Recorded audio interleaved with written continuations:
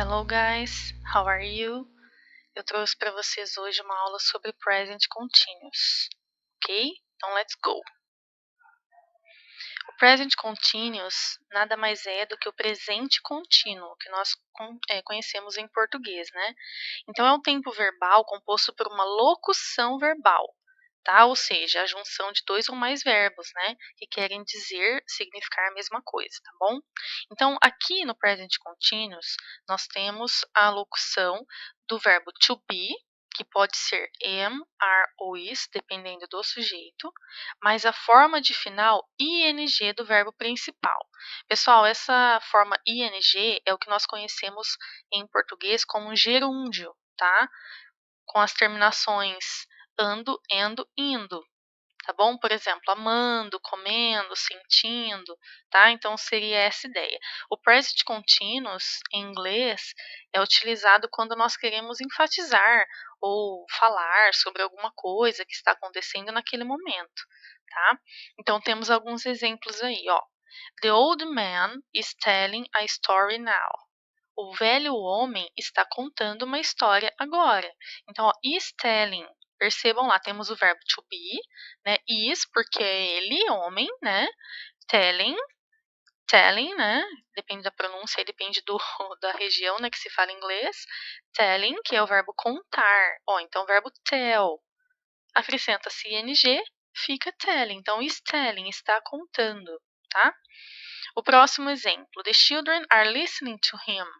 As crianças estão escutando, né? Estão escutando ele. Então, are listening, ó, verbo escutar, listen. Então, estão escutando. Are, porque é crianças, né? Mais de uma plural, tá bom? Então, are listening to him, ok? Então, essas duas frases, como exemplo, são frases afirmativas, tá? Então, como é que nós formamos a negativa no present continuous? Utilizando not, depois do verbo to be. Então, no exemplo, he is not telling them a true story.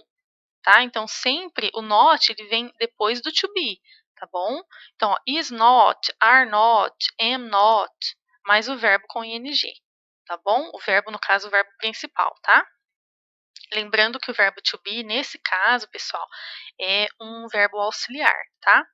Nas interrogações, né, nas questions, nas perguntas, o verbo to be ele vem antes do sujeito. Então, nós sabemos que nas perguntas em inglês, de uma forma geral, os verbos auxiliares vêm antes.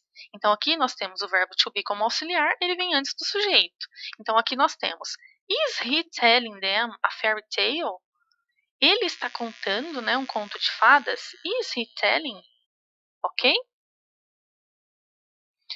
Existem algumas regras, pessoal, quando nós acrescentamos o ing, tá? No final de alguns verbos. Por quê? Porque depende do verbo. Se o verbo termina com e, por exemplo, live ou dance, tiramos o e e colocamos ing. Então, live fica living, dance, dancing, sem o e, tá? Verbos com final ie, deve-se trocá-los por y e adicionar ing. Então, die, que é morrer, fica dying, ó, sem o ie com o y, mais ing, tá? Die, dying. Tie, tying. Lie, lying. Ok? Dois exemplos. The forests are dying. As florestas estão morrendo. That's not true. You are lying. Isso não é verdade, você está mentindo. Ó. You are lying. Are dying. Ok? Os verbos de uma única sílaba em que as três últimas letras forem, por ordem, consoante, vogal, consoante, dobram a consoante final antes do acréscimo de ing. Então, ou seja, pessoal, se os verbos forem monossílabos, tiverem apenas uma sílaba, né?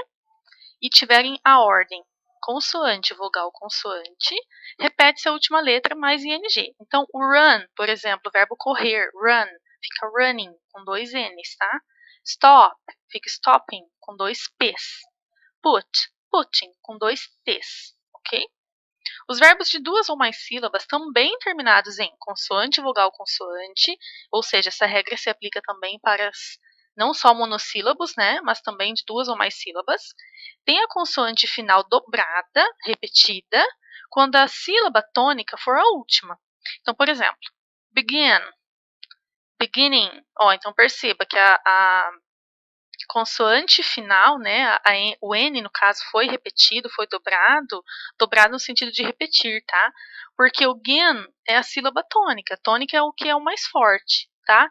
Então, ó, begin, beginning, prefer, preferring, omit, omitting, occur, occurring, refer, referring, permit, permitting, tá bom? O permit, permitting, tá? Então, às vezes, esses dois T's, eles têm o som de R, tá? Omit, omitting.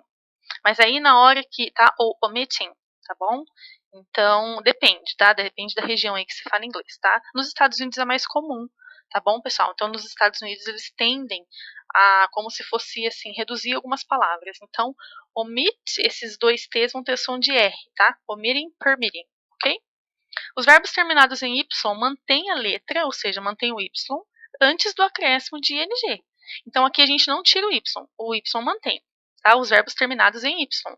Então, ó, try, trying, study, studying, say, saying, carry, carrying, ok? Pessoal, então foi isso. Espero ter ajudado, né, com o conteúdo que já foi trabalhado aí nas aulas, né, com vocês. Espero que vocês tenham acompanhado algumas aulas, tá bom? Na dúvida, podem postar nos comentários que eu vou auxiliando vocês, tá bom, pessoal? Thank you e até a próxima aula. Bye, bye!